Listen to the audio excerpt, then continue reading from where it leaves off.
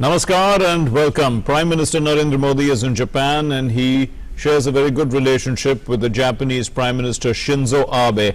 Both leaders have brought political stability to their countries, and the meeting of Modinomics and Abenomics is creating a new Riva era.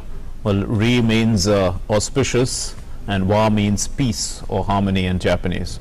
So Indo-Japanese ties are going to be in focus tonight. Also, the Home Minister Amit Shah's maiden visit to Jammu and Kashmir, that's also going to be in focus tonight. This is News Night.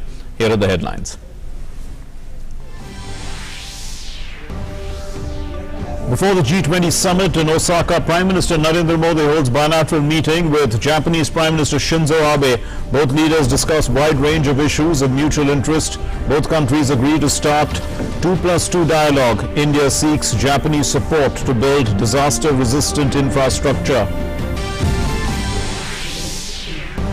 PM Modi addresses NRIs in Kobe, Japan, says that in India, Indo-Japanese relations will further strengthen. The Prime Minister says that India's talent and manpower is Japan's strength. PM Modi to participate in G20 Summit in Osaka tomorrow. Multilateral trade, energy, security, global fight against terrorism, economic offenders and climate change are all on the agenda.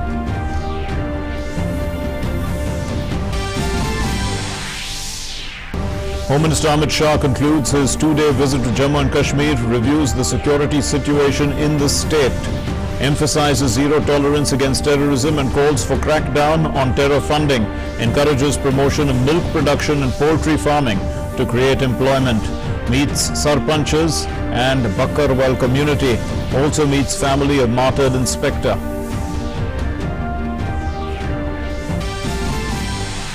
The Homeopathy Central Council Amendment Bill is passed in the Lok Sabha. The Rajya Sabha passes the Special Economic Zone Bill. Defence Minister Rajnath Singh assures the Lok Sabha of the top priority to defence preparedness and the welfare of the armed forces personnel.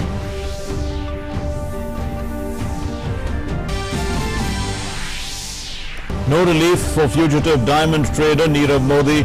UK court extends his remand till July 25. 4 Swiss bank accounts belonging to him and his sister have been frozen by Swiss authorities.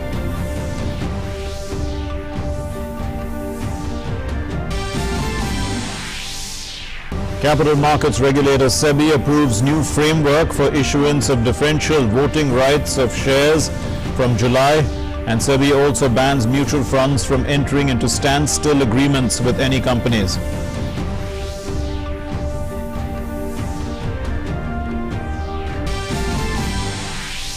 And in the Cricket World Cup, India sets a target of 269 for the West Indies in their World Cup encounter in Manchester. Virat Kohli and MS Dhoni's half-centuries helped India post 268 for 7 in their 50 overs. The West Indies have made a shaky start.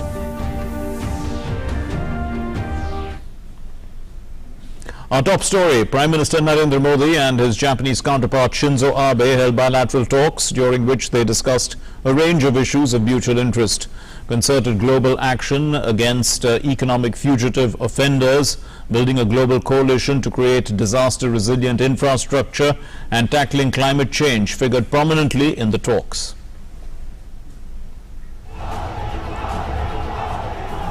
Bharat के लोकतंत्र की ऐतिहासिक घटना हमारे चुनाव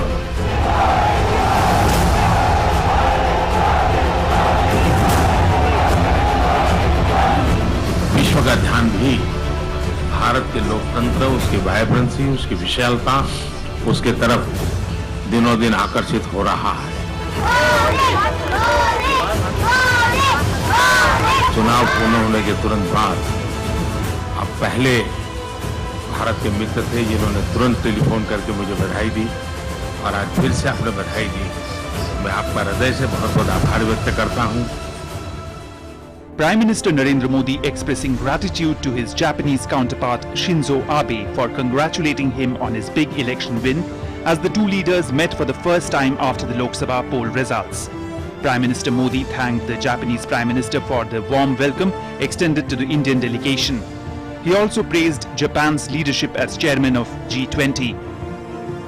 G20 के chairman के रूप में आपने जो नेतृत्व दिया है, अनेक विषयों पर आपने इनिशिएटिव लिया है, एक सफल कार्यकाल के लिए मैं आपका अभिनंदन करता हूं, आपको बधाई देता हूं। यह जापान का रेवा एरा का कालखंड है और उस कालखंड की हमारी ये पहली मुलाकात है। मैं आपको और जापान की जनता को, यहाँ के नागरिकों को इस नए कालखंड के लिए अनेक अनेक शुभकामनाएं देता हूं। During the Indo-Japan meet, Japan PM Shinzo Abe gave out a strong message against economic fugitive offenders. He praised Prime Minister Narendra Modi for his efforts and taking up the issue in the previous G20 meetings. Abe said that G20 should work towards resolving the issue. Prime Minister Narendra Modi spoke of the International Solar Alliance. Remember, energy and climate change are high on the Osaka G20 agenda. PM Modi also suggested the setting up of a global coalition to create disaster-resilient infrastructure in nations prone to natural disasters. The leaders announced annual 2+2 Indo-Japan talks between foreign and defense ministers of the two nations. They also reviewed the progress on the Mumbai-Ahmedabad high-speed rail corridor and on a convention center being built in Varanasi and agreed on the delivery of both the projects on time. Prime Minister Modi appreciated the work Japan is doing in the infrastructure projects in northeast India. The two nations are also working together to set up a cancer hospital in Kenya. The Prime Minister of Japan also referred to his forthcoming visit to India for the annual bilateral summit. Prime Minister, of course, reiterated that invitation. And he emphasized the importance of preparing for this summit properly, including through the various ministerial meetings, through the various exchanges in infrastructure, in defense, in outer space, in the digital economy, and in startups. And strengthening people-to-people ties, PM Narendra Modi witnessed the exchange of letter of intent on Ahmedabad-Kobe sister city partnership. Kobe has been instrumental in supporting Gujarat on various business and economic fronts. Prime Minister Narendra Modi's first visit to Japan after he took oath of office for the second time saw both nations committing to working together in the new Riva era for common and global good. Re means auspicious or good and Wa means peace or harmony in Japanese. With Neeraj Singh and Sudhakar Das in Osaka, DD India. And Prime Minister Narendra Modi addressed the Indian diaspora in Kobe in Japan, where he expressed appreciation towards the electorate that had voted him to power with a bigger mandate than earlier. The Prime Minister said that this election and its effect is not limited to India, but this will have an effect on the world. He hailed India-Japanese ties as being ancient with connects on several levels. Let's listen to the 5 big takeaways from the Prime Minister's address.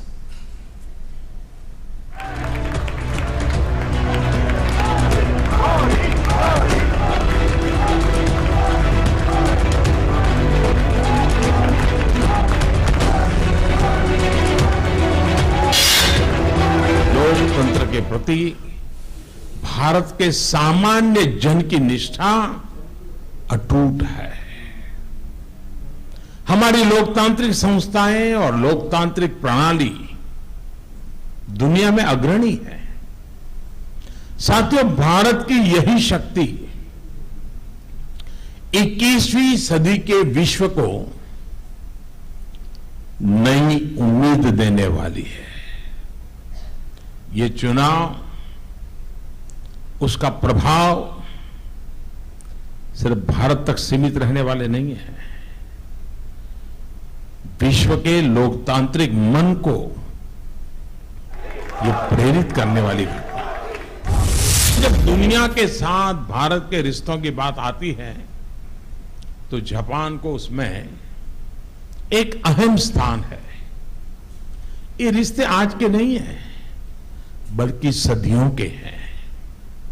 इनके मूल में आत्मीयता है, सद्भावना है, एक दूसरे की संस्कृति और सभ्यता के लिए सम्मान। इन रिश्तों की एक कड़ी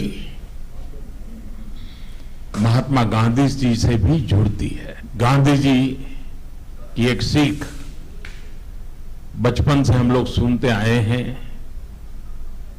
समझते आए हैं, और वो सीख थी बुरा मत देखो, बुरा मत सुनो, बुरा मत कहो। बहुत कम लोगों को ये पता है कि जिन 3 बंदरों को इस संदेश के लिए बापू ने चुना, उनका जन्मदाता 17वीं सदी का Japan. Shichi Fuku Jin, 7 gods of fortune, उन 7 गॉड में से 4 का संबंध सीधा सीधा भारत से है। मां सरस्वती की बेंजाइतिन, मां लक्ष्मी की कीचीजोतिन, भगवान कुबेर की विशामोन और महाकाल की दाइको कुतेन के रूप में जापान में मान्यता है। हम अपने डिप्लोमेटिक रिलेशनशिप को राजधानियों और राजनयिकों की औपचारिकताओं के दायरे से बाहर निकालकर सीधे जनता के बीच ले गए। जापानी कंपनियां भारत में काम कर रही हैं और उन्होंने उत्तम गुणवत्ता के लिए अपनी एक अलग पहचान बनाई है। एक समय था जब हम कार बनाने में सहयोग कर रहे थे और आज हम बुलेट ट्रेन बनाने में सहयोग कर रहे हैं। And Prime Minister Narendra Modi received a warm welcome by the Indian community at the Hyogo Prefecture Guest House in Kobe in Japan. The Indians listened to the Prime Minister's address with great excitement, and they shared their views after the speech had ended. Let's listen to what they said. India और Japan के बीच में जो technological collaboration हो रहा है वो बहुत अच्छा लगा। इंडिया के बेहतर फ्यूचर के लिए बहुत अच्छा लगे। अपना प्रधानमंत्री जी बहुत सारा ऐसा चीज़ कर रहा है कि लाइक जापान और इंडिया के बीच में अच्छी दोस्ती बन जाए। एंड वी ऑल्सो वही हमारा आशा भी वही है कि इधर से जापान से पढ़ाई करने के बाद इंडिया में जाके इधर से जो कुछ भी नॉलेज और जो अच्छा कल्चर हम जो सीखा है वो इंडिया में जाके we can contribute that back to the society. Japanese prime minister और इंडिया के प्राइम मिनिस्टर के बीच जो एक अच्छी बॉन्डिंग है, जिस तरीके से हम 2 देश मिलकर आपस में तरक्की कर सकते हैं फ्यूचर में, उसके लिए उन्होंने काफ़ी पॉसिबिलिटीज़ दिखाई। तो हमें होप है कि हमारा इंडिया भी बहुत ही तरक्की करेगा और एक डेवलप्ड कंट्री में गिना जाएगा। Well, that brings us to In Focus tonight, and In Focus is this. India and Japan, new era in Asia and world. And to discuss this, we have with us in the studio Bhaswati Mukherjee, as former senior diplomat, and Harshvardhan Pant, a distinguished fellow of the Observer Research Foundation. Thank you very much for being with us. We'll start with you, Ambassador Mukherjee. Well, I mean, the Prime Minister has appreciated the role played by Japan in so many spheres, but specifically he talked about the northeast of our country, and there the Japanese government has put in 13,000 crore rupees investment, and they are covering almost all the states. There's a Guwahati project on water supply and sewerage. There's the northeast road network from Assam, Meghalaya. There's biodiversity conservation in Sikkim. There's sustainable forest management in Tripura and Nagaland. There's sustainable agriculture in Mizoram. What is the importance of the Northeast, in terms of, let's say, the Act East policy, and how does Japan look at it? I think it's very significant that the Japanese have decided to go in for development of the Northeast in this manner, because it ties in very well with their foreign policy imperatives and ours, given that Prime Minister Modi has always underlined the importance of the Act East policy, as you said, and also of connecting our Northeast with the Act East and of developing this region, which is of vital economic and strategic importance to us. In that context, let me also add that the Indo-Japanese relationship under Prime Minister Modi's first under Prime Minister Modi's first prime ministership, yes, went from strength to strength, and this visit now with Japan hosting the G20 is of particular significance, because in so many areas, niche areas apart from development, in so many strategic areas, India and Japan are moving ahead. Absolutely. And therefore I think the development of the Northeast also could be looked at even from a strategic perspective apart from the economic perspective. Professor Pant, you know, there is this 2+2 dialogue, and it's with the foreign ministries as well as the defense ministries.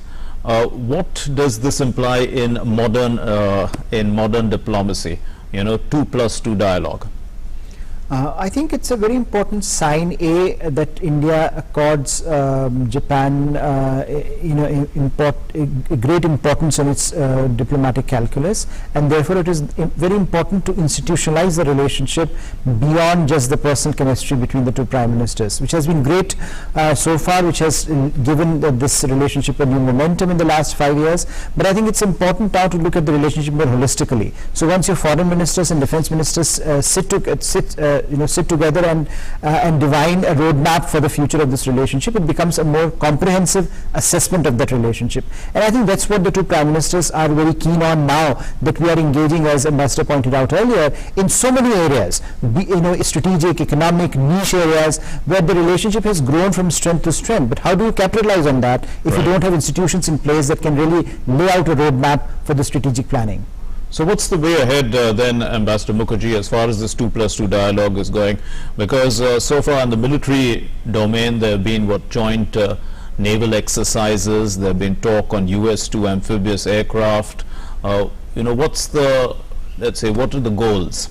The most important thing in a 2+2 dialogue is that the two strategic partners meet usually without even somebody to take notes, or just one record taker. And very important issues which are normally not discussed in public are discussed in such fora. Now one would imagine that in this 2+2 dialogue we would be discussing in a frank manner various G20 related issues which are on the agenda, including return of economic offenders, for example. Yes. We would be surely discussing with them our strategic imperatives in the Indo-Pacific, where we are partnering with Japan. We would also be sharing with them our assessment regarding our neighborhood, our difficulties or otherwise with certain difficult neighbors, and the Japanese would be doing the same. And of course we would also be looking at the 2+2 to look at areas which may have caused some problems in the past and which we need to discuss and surmount. There could be issues relating to trade. There could be issues relating to different perspectives in the Indo-Pacific. But in any event, the fact that we don't have 2+2 with very many countries demonstrates that the Indo-Japanese relationship has come of age, and that we now count Japan as one of our very important strategic partners. Professor Pant, Ambassador Mukherjee talked about economic offenders, and in fact today the Japanese Prime Minister also made a comment about, he sent a strong message against economic offenders, and the G20 should resolve this issue, is what he said. How important is this because of the problems that India is facing with economic offenders? I think very important, and Mr. Abe in his own way was paying a tribute to Indian Prime Minister, who had made this almost a global campaign in his various speeches and his various outreach, and he was the one who first put it on the G20 agenda, that you cannot actually manage the economic instability globally unless you tackle this issue of economic offenders. And I think what is now happening is that there is a greater awareness of this problem, and in particular how it affects countries like India, where I think the Prime Minister has been able to put it very forthrightly in his assessment. So clearly I think the onus is now on the G20 and other such platforms to devise a plan of action where the aspirations of countries like India are taken into account, and Mr. Abe has very clearly indicated that he backs India to the hilt on this. Ambassador Mukherjee, there are other areas. The Prime Minister also talked about disaster-resistant buildings. Now, these are the strengths of Japan, and Japan has been sharing a lot of its strengths with India. I mean, we've seen it in development of let's say the Delhi Metro, for instance. There are so many other, there is the high-speed rail links. There are so many things that are on the anvil. What do we, how do we take this forward? Well, this is one of the high priorities of our Prime Minister, disaster relief, and the Japanese, as you say, have very great expertise on this matter. I think that the collaboration that we have with Japan is going to get further strengthened, and we are going to see in the months to come a much greater cooperation, and the Japanese offering us assistance, so that we have a much better disaster preparedness than we presently have, because the kind of difficulties that we have in India, given our huge size and population, we would require Japanese expertise to make sure that at any point of time we can respond immediately to any disaster, natural or man-made.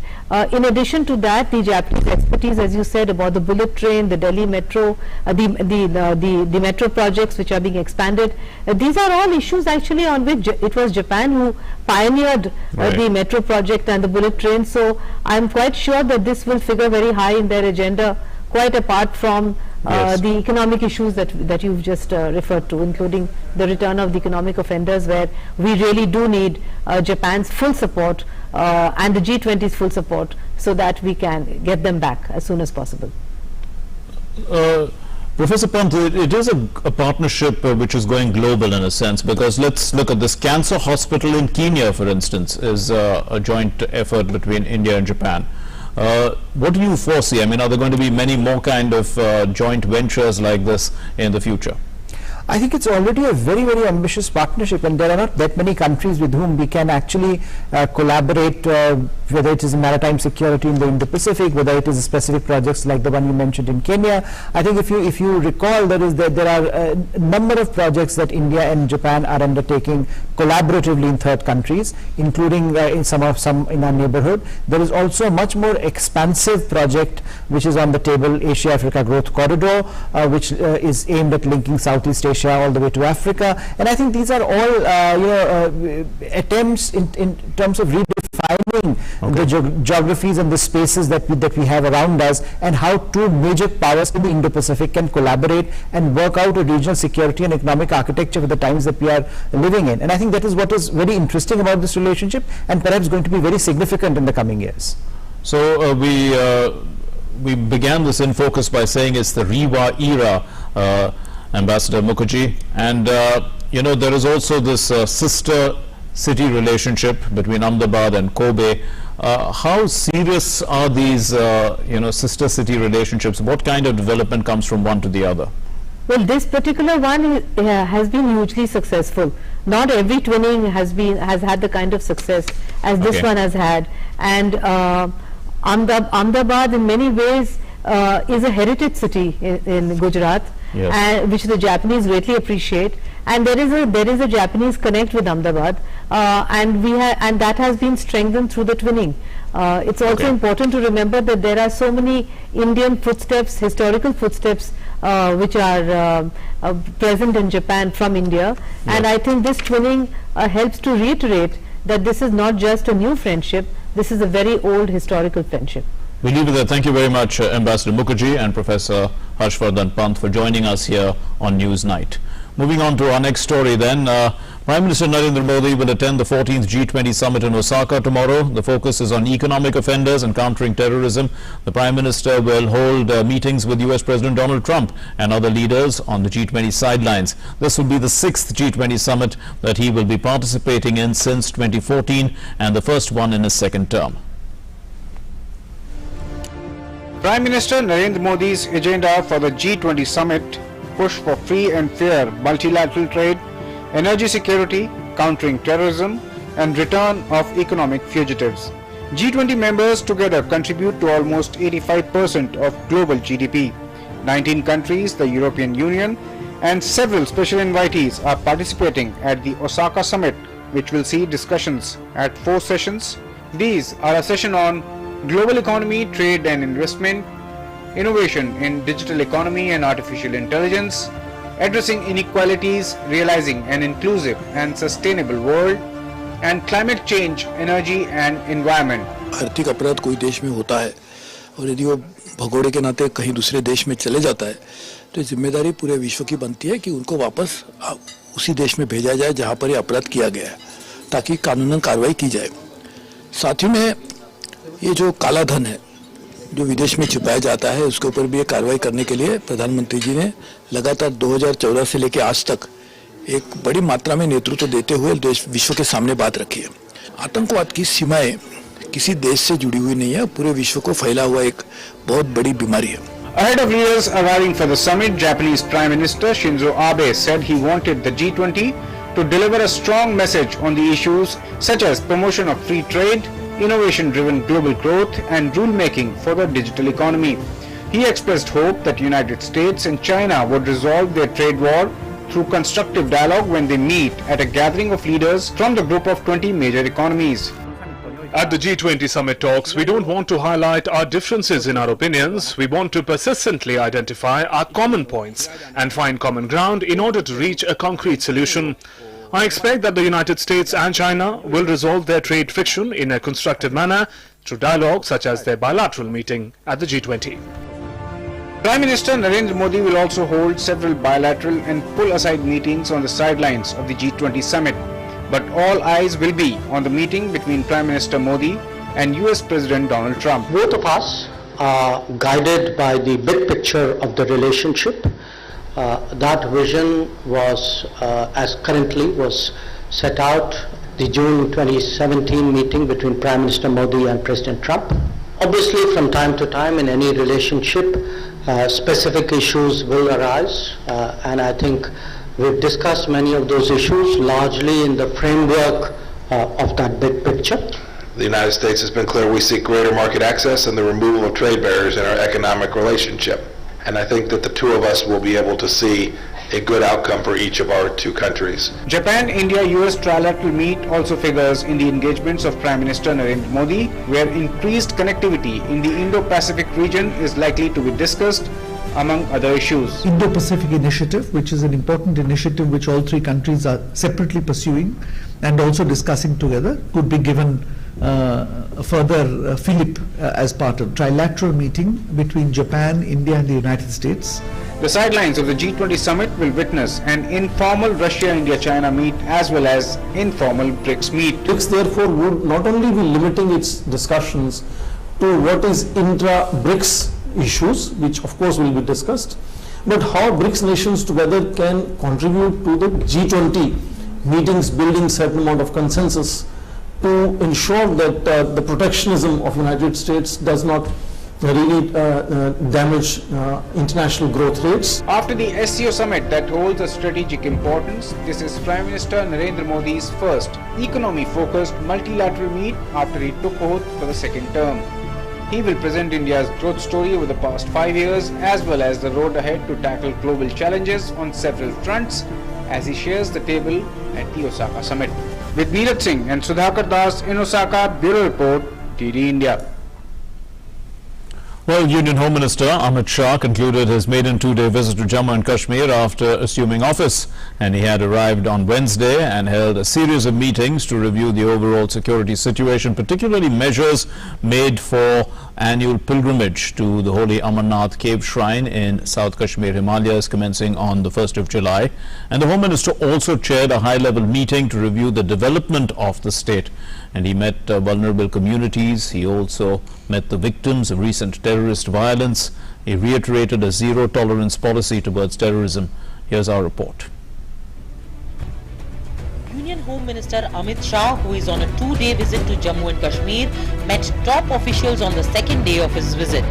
He took stock of the security situation and also met martyred Inspector Arshad Khan's family. The Home Minister interacted with sarpanches and discussed issues related to the Bakarwal community.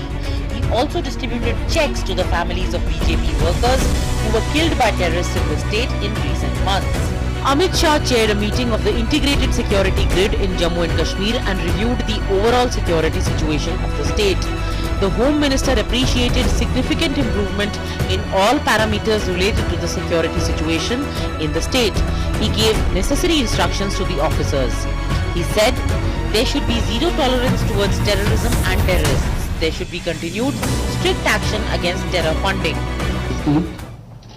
and the major focal points which emerged. Number one, there should be zero tolerance towards terrorism and the terrorists. There should be continued strict action against terror funding. The rule of law should be enforced at all the costs. Earlier at Wednesday's review meeting, Amit Shah had asked for speeding up development work, strengthening resources, good governance, inclusive growth for all communities, employment generation for the youth and other such schemes. The Union Home Minister directed that promoting milk production and poultry in Kashmir would generate jobs and that more employment opportunities should be given to women. He emphasized on the equal development of Jammu, Kashmir and Ladakh regions. In the review of development programs, the focus was on improving the lives of the common man. The entire discussion centered over people-centric development in the state of Jammu and Kashmir. The review covered a wide range of issues connected with improving the economic condition of the people in the state of Jammu and Kashmir, providing them with employment and livelihood opportunities, providing them the benefit of social security schemes. Amit Shah had earlier paid a visit to the family of Jammu and Kashmir Police Inspector Arshad Ahmad Khan, who was martyred in a terrorist attack in Anantnag on June the 12th. 37-year-old Khan was injured in the terrorist attack and brought to Delhi for special treatment, but succumbed to his injuries during treatment at AIIMS. Khan is survived by his wife and two very young children. Home Minister Amit Shah also met Panchayat leaders who were elected in last year's election. Sarpanches from Kashmir and Ladakh were also present. He later interacted with the Gujar Bakarwal community. Amit Shah also spent time expressing solace with the families of BJP workers who have been killed by terrorists and handed over checks to them. This was the Home Minister's first visit to Jammu and Kashmir after assuming charge. On Wednesday, he had reviewed the security arrangements for the Amarnath Yatra, which starts on 1st of July, and also implementation of the development works, including those under Prime Minister's package of 80,000 crore rupees. Prime Minister Narendra Modi had announced a special package in 2015. The visit sums up the importance that the Narendra Modi government attaches to the development of J&K. With Shailendra Mishra and Anuj Yadav, Newsline Desk, PD News. And this brings us to our second in focus point tonight, and this is it. Home Minister in Jammu and Kashmir, a new confidence. And to discuss this, we have with us Kamar Aga, expert on strategic affairs and expert on Kashmir as well. Mr. Aga, how would you look at this important visit of Amit Shah to Kashmir, to Jammu and Kashmir? He's done, he's met almost everybody. He's done a security review. He's met victims of terrorism. He's met BJP workers, who've lost their families, those who've lost their lives in recent terrorist violence. And he's also been firm, on the issue of terrorism, saying that there's a zero tolerance policy against terrorism. And also he's asked the security apparatus to put an end to terror, to see that there's no way that terror funding can continue. I think it's a very he gave a very firm message to the people of Jammu and Kashmir. Yes. He said that, look, Delhi is for development, progress. He talked about infrastructure development. He talked about job creation. He said the whole narrative should be changed from militancy basically to development. So that was his main message. And he said that we will not accept or tolerate terrorism at all, at any cost. Yes. All out war against terrorism will continue. That was his message. Secondly, he met with all those people who were marginalized, and these communities who have been opposing the militancy in that region, like Bakarwals or Gujar, Badana, and many other such groups, who have virtually become marginalized because of militancy also, So that gave a message, that inclusive growth for the state, he wanted. Plus, he has also communicated that we are with the people, with the security people, you know, who are making sacrifices for the state. He praised the Jammu and Kashmir state police also in dealing with the militancy. So overall, if you look, you know, the visit was very successful, and he has been able to communicate with the different section of the society as well as with the security apparatus over there and the administration. And you know, he apart from taking stock of the security situation at several meetings, he went out, you know, of his way. He went to meet the family of the Inspector Arshad Khan, who lost his life in a recent terrorist attack. So you know, he went out to the home of Arshad Khan and met the family members. Also, you know, the messages that are being sent out. First, he's firm, but he's also, you know, encouraging and standing with people who've suffered. You know, that's also with the BJP workers too, who had suffered at the hands of terrorists. You know, this is basically a message which he has communicated to the forces over there, that the government is with them. You know, if they make sacrifice, we'll help them. You know, to settle their family problems as well. You know, jobs like to other family members. So that way it was good, you know. Plus, you know, the timing is also important, you know. First the bill he has introduced in Parliament, first, absolutely, the 10% reservation. Yes. And after that he went to Jammu and Kashmir, because this reservation is also very important, 10% for those people who are living on the international borders, you know. Yes. These are the people who suffered maximum, you know, during because frequent violation of the ceasefire, frequent firing from across the border. So these are the people, they suffered the burn of this firing. Besides that, the 10% also reservation would go to the economically backward classes of the Kashmiri society. And after that he went to Jammu and Kashmir.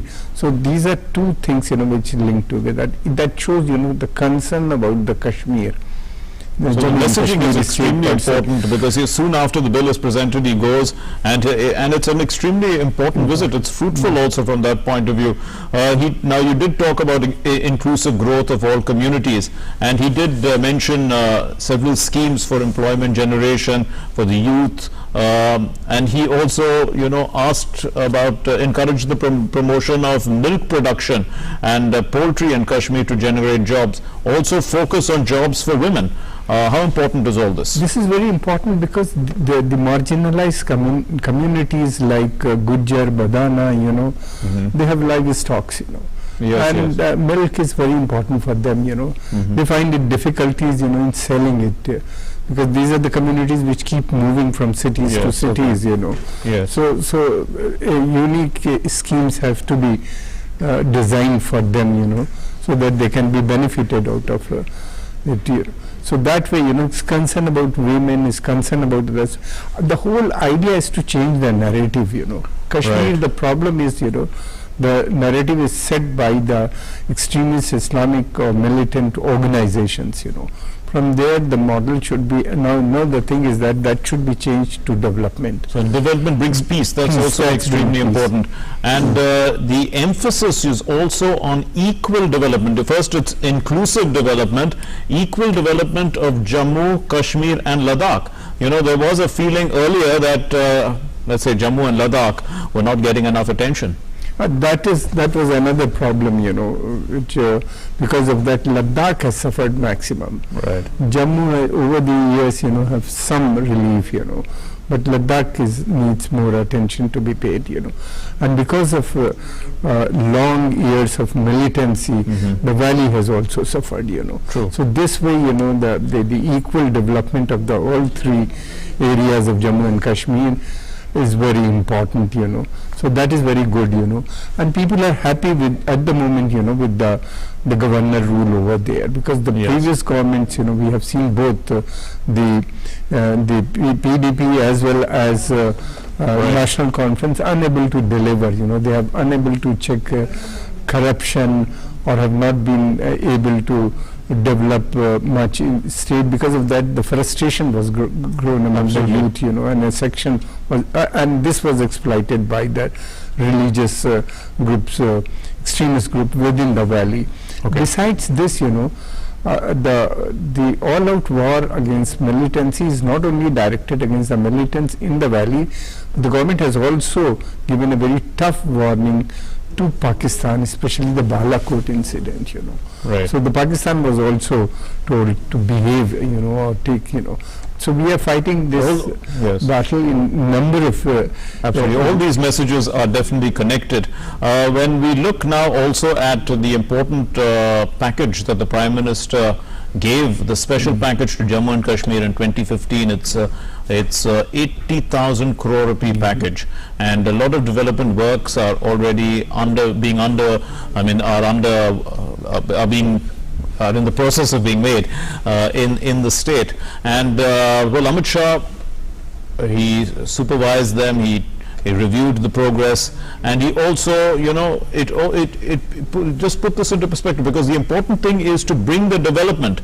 And another thing is also linked with with him meeting the sarpanches and the panchayat, which is decentralization of administration.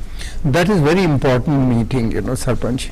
If you look at the cities and the villages, there's a big difference between the two. Yes. The sarpanch or the grassroots democracy is very strong in Jammu and Kashmir. There you would find large number of people turning up for voting, because they have faith in that.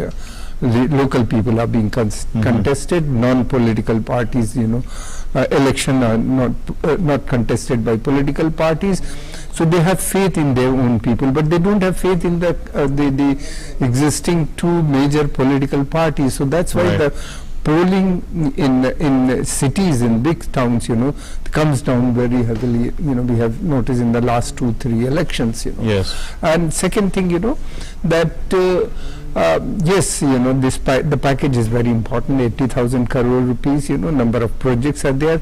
There he talk about development, schemes, infrastructure development, plus other schemes, to generate jobs in Jammu and Kashmir. Absolutely. And plus Ladakh region. And how important, Mr. Kamaraga, is the Amarnath Yatra to the whole, to the linkage of Jammu and Kashmir with the rest of the country, in a sense, because this is a yatra that is held sacred by lakhs of people who go there every year, and the people of Kashmir basically support the entire process. I mean, they go out of their way to actually facilitate it, and this has been this is really it's something that like a bond. It's a very important yatra, and each year, the Pakistani-backed militant organization, they try to disrupt it.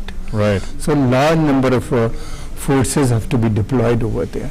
The local people, as you said, they want this yatra to continue. So the basic support to the yatris was provided, is generally being provided by the local people.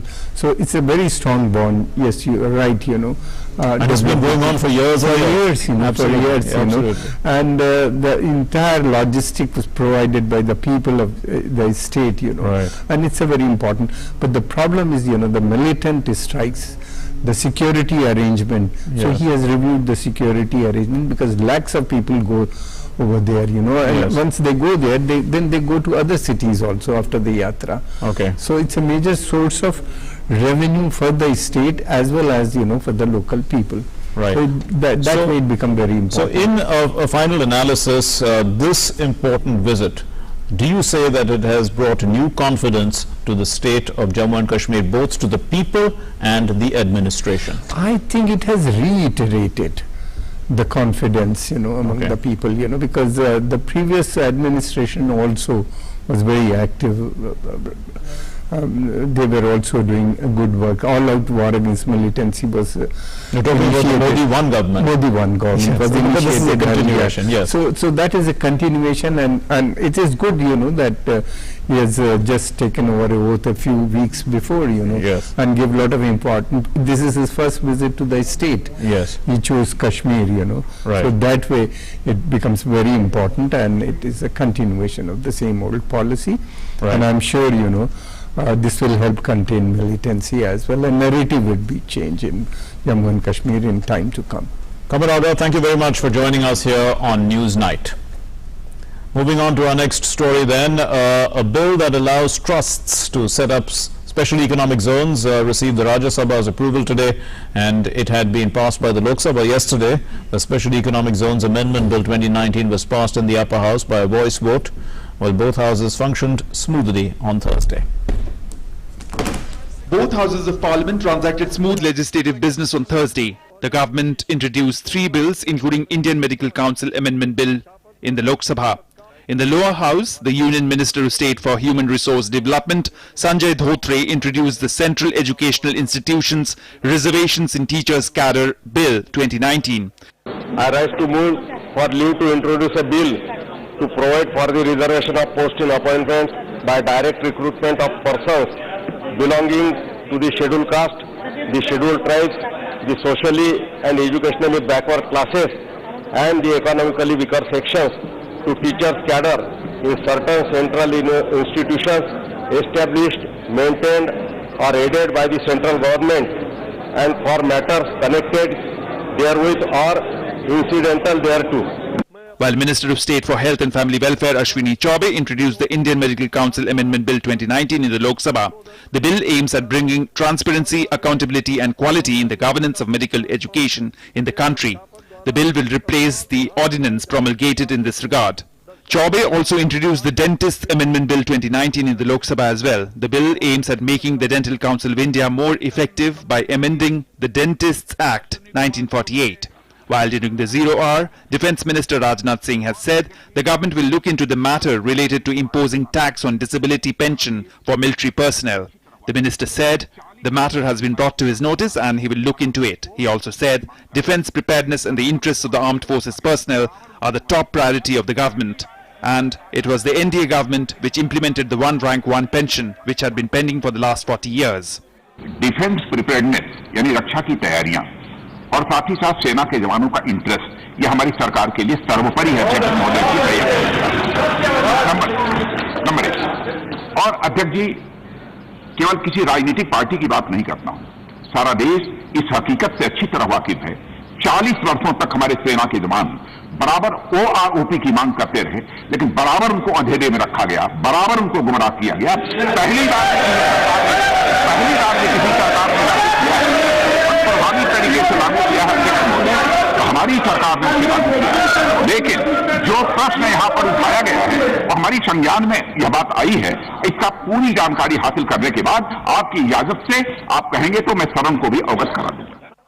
In the Lok Sabha, the Homeopathy Central Council Amendment Bill 2019 was passed after discussion.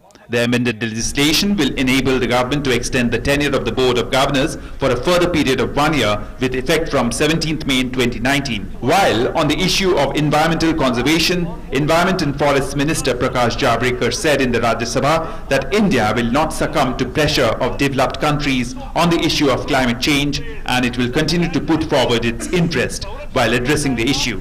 Javadekar said the developed countries contribute 70% in greenhouse gas emissions, unlike India, whose share is only 3%.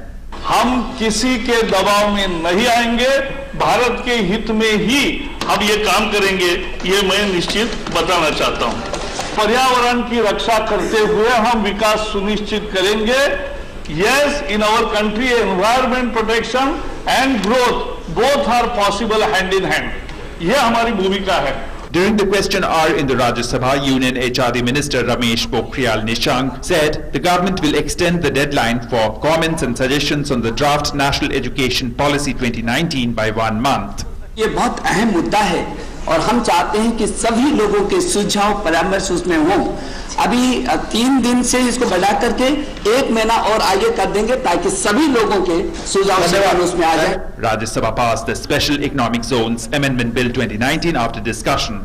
Overall, productive legislative business was transacted by both houses of Parliament on Thursday. With Parliament team, Newsnight Desk, DD India.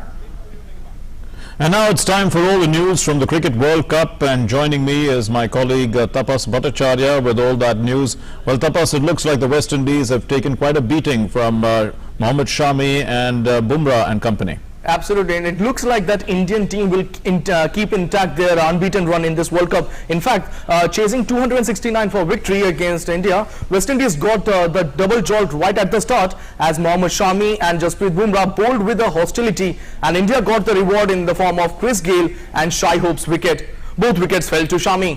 Sunil Ambrose and Nicholas Pooran then steadied the ship with a 55-run partnership, but then Hardik Pandya caught a breakthrough, trapping Ambrose LBW. Kuldeep Yadav then waved his magic and got the wicket of Nicholas Pooran. Yuzvendra Chahal then joined the party and got the wicket of Jason Holder. Jasprit Bumrah then struck twice in 2 balls to peg back Windies further. When report last came in, Windies had scored 124 for the loss of 8 wickets. Doesn't hit the middle of the bat, and Indian bowling. Well, earlier captain Virat Kohli and wicketkeeper MS Dhoni smashed half centuries, while opener KL Rahul made 48 as India made 268 runs for the loss of 7 wickets in 50 overs against Windies. And let's take a look at most of the visuals as you can see the report right now. An appeal. Yes, he does again. Rohit Sharma was the first to fall after India opted to bat, but did so to a controversial decision by the third umpire. KL Rahul and captain Virat Kohli then stitched together a partnership of 69 runs. KL Rahul departed for 48 after being bowled by Jason Holder.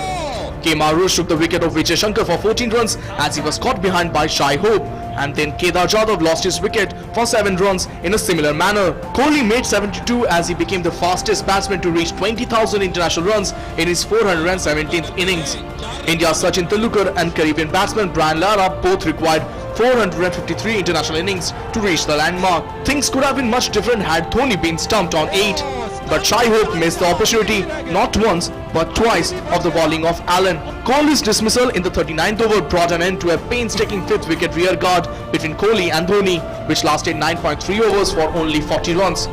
Dhoni and Hardik Pandya boosted the total, putting on 70 runs for the 6th wicket to punish the otherwise disciplined bowlers. Pandya hit 46 of 38 balls, while Dhoni remained unbeaten on 56, ending the innings with a big 6 as India finished with 268 for 7. Anil Thomas report, DD News, Manchester. And joining me from Manchester is my colleague Anil Thomas, and we give you the latest as right now West Indies has scored 124 runs and for the loss of 9 wickets. So big, almost this victory is almost assured. Anil, what do you make of this victory? The Indian bowlers did their job once again. Well, I believe, as I said, this World Cup, this is the 4th match that we're seeing in Manchester. All four matches, team batting first, generally ending up on the winning side. So, very much on the same lines we expected. The wicket was hard, there was dryness in the wicket. The bowlers could, in the second innings, the bowlers could come out hard against the batsmen if they had runs on the board. I think 268 on this track was perfectly set. The first 10 overs, West Indies losing the way with 2 early wickets. And, then regular wickets being lost. They could never put a partnership together, and in the end, West Indies very much on the verge, losing 9 wickets, very much on the verge of another defeat, and now almost certainly out of the World Cup along with Afghanistan. The two teams that are out of the World Cup as of now, along with South Africa, would be West Indies and Afghanistan. Absolutely, you're right. Then, but fact of the matter, Indian spinners also came into this match on their own, and it will give them a lot of confidence going into that Super Sunday match against England. What do you make of that contest? Well, that contest is, if you purely look at it in terms of mathematics, India is very much assured of a place in the semi-finals, because we've got, after that game, we've got 3 more games to play. We've got 2 more games to play, so that clearly leaves us in a very comfortable situation. But for England, they are in a spot of bother. They need to win the next 2. next two, the one against India followed by the outing against New Zealand. And they are, I would say, it's more, desperate times. Ian Morgan and his team would be, looking at putting, end to all the troubles that they had in their outing against India. But the way India is playing, it would be tough, especially in Birmingham. And we can see a close contest on the cards. England has been talking about the brilliant way in which they are chasing. It could be a wonderful contest between bat and ball in Birmingham, where the wicket play is true, and you can expect a good contest between bat and ball, especially the two sides there in this World Cup campaign, who are, if you purely look in terms of performance, they are on, I would say, two sides of a coin. Right, Anil. The last question, you probably feel that the number 4 spot, it's still it's something that a lot of people are talking about, considering the fact that Vijay Shankar has not done that well that people would have thought. And the team management, do you think will be tinkering with the playing 11 in the next match? Well, I wouldn't expect that to happen. Virat and Coach Ravi Shastri would be thinking of maybe altering his batting order a bit and give Vijay Shankar another run, because it will be too harsh on Vijay Shankar, because he's clicked in that game against Pakistan. He didn't click in the game against Afghanistan. And if you purely look at it in terms of the way Vijay Shankar is being used in the team, he now comes into the team purely as a batsman, because if you don't get to bowl, if you are an all-rounder and you are an all-rounder purely on the terms that you're going to bowl, maybe your quota of at least 5 overs, if not the full quota. And if you're not getting a chance even to touch the ball, you're purely playing in the team as a batsman. And in the number 4 position, Vijay Shankar actually doesn't know what he needs to do there in the middle. He can come into the role into the number 6 position. You need to pick somebody to get into that number 4 position. Now we got 2 days time to think over how this particular situation can be sorted out. But I think the team management will surely think about shuffling the batting order a bit, so that there is some more depth into the way our number 4 and some more reach into the number 4 position. Because at this point of time, once we lose one of the openers, it suddenly it opens the gates for the opposition to explore that option. Virat will hold one end up, but the other end you regularly lose wickets not in 1 but 2 games against Afghanistan and West Indies. Right, so 2 days for India to ponder over their batting lineup and what they would like to do against England. Thank you so much, Anil, for all those updates. India almost through, and they are almost going to win against Windies. Windies are 9 wickets down. So that's all from sports. For more news, Mark, back to you. Thanks very much, Tapas. And it looks like India has made it to the semi-finals. It's now really only the 3rd and 4th places that are in trouble. I think England and New Zealand are looking to those spots, and even Pakistan is in the running. Even both Bangladesh and Sri Lanka are also there. So this game is still wide open. We leave it there. Thank you very much for joining us on News Night tonight. Namaskar.